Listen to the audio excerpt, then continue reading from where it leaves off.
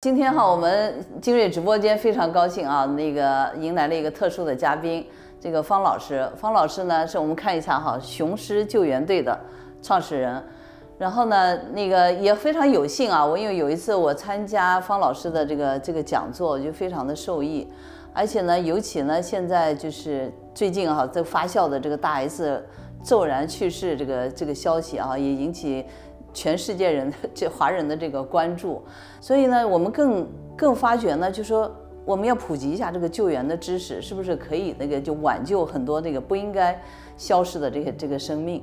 所以今天呢，我们请来方老师呢，和我们大家呢来讲一下这个急救的一些知识啊、技能啊，然后希望呢对大家呢有所帮助。方老师，你第一次来我们直播间哈，你先给大家简单介绍一下。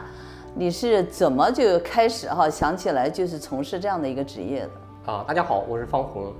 我的身份比较多元化。其实我在中国，我的第一职业的话，我是在做记者。我做记者做了26年的时间。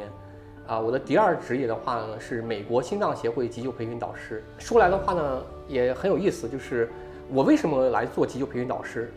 非常简单，是因为我们家就住在人民医院家属院，我们的孩子从小到大都看到我们，生老病死，无数的人从我们面前走过，所以的话呢，我们对生死可以说见得太多了，熟视无睹。我经常在想，就是我们有没有可能去拯救更多的生命呢？我业余时间做义工做了32年的时间。但是我觉得还不够。你在中国的时候就已经开始做义工了？对，我是在读师范的时候，我就创办了一个学雷锋小组。我拉了2个男同学，我们3个人一起来做一个学雷锋的小组，一直坚持到现在。那非常有爱心的一个人。对，就是我们当然主要是帮助中国的贫困山区的儿童，他们上学呀、捐书啊、穿新衣服。但是我在想，因为我太太是医生，我们每天都经历很多的生老病死。然后我想有没有更好的方式呢？很偶然，因为我经常在大学讲课，因为讲课特别好，被美国心脏协会的朋友碰到了，他说哇太好了，方老师你其实特别适合成为我们的培训导师。对，我那天听你讲座，我就说觉得你讲的那些知识，我就跟每一个人每个家庭呢都是息息相关的。比如说我们很多家庭都有孩子。那孩子呢，有时候因为他不像大人，他没有什么意识嘛。假如说吃个东西或者卡住喉咙啦，关于孩子这方面急救方面，你能不能给我们讲一讲？就有一些什么常见的问题，然后呢提醒一下家长注意怎么就是保护自己的孩子吧。大家可能不知道一个数据，在全世界或者说我们中国，甚至在加拿大，每年很多人是因为窒息而死亡。就是因为吃到某个东西，然后突然呛住了，对，然后的话窒息而死，大多数都是婴幼儿，都是儿童，就是说0岁到7、8岁，实际上是一个高危的阶段，因为这个时候孩子非常好动活泼。窒息的话一般分为3种，比如说婴儿窒息，然后的话儿童窒息，然后就是成人窒息，就是根据年龄的阶段。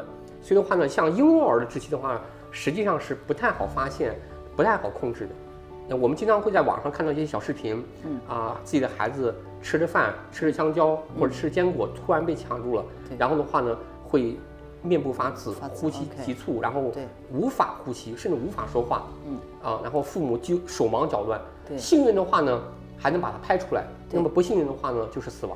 对，如果发现这种情况假如说就像你说的，孩子如果吃了果冻一下子卡住了，那家长应该怎么应对呢？像婴儿的话呢，这个窒息的话，是不太好处理的，因为他不会说话。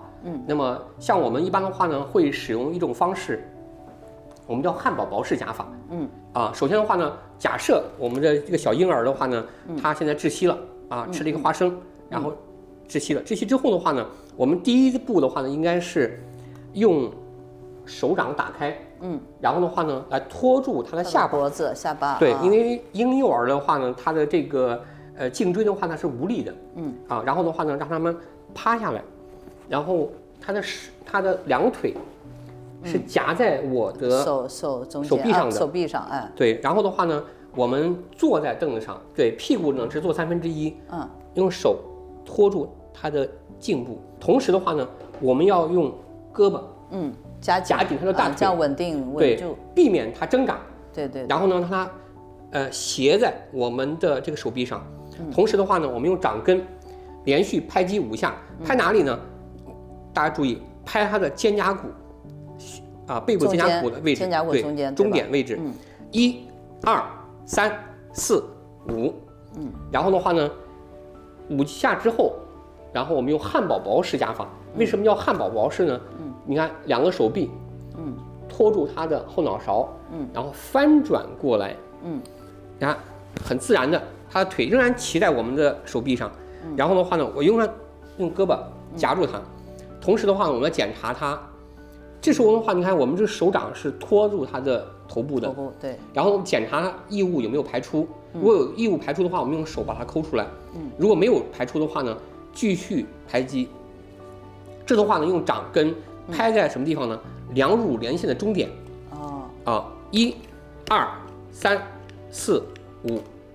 在拍前胸。对，我本来印象，我想是拍后胸才能吐出来。那前胸它不是一拍就会下去了吗？会不会？不会啊。对，只是我们让它胸腔产生气压之后，把异物喷出来。喷出来。2指也可以。1、2、3、4、5。对，然后的话呢，这时候看看它的腹腔压力有没有把这个异物排出。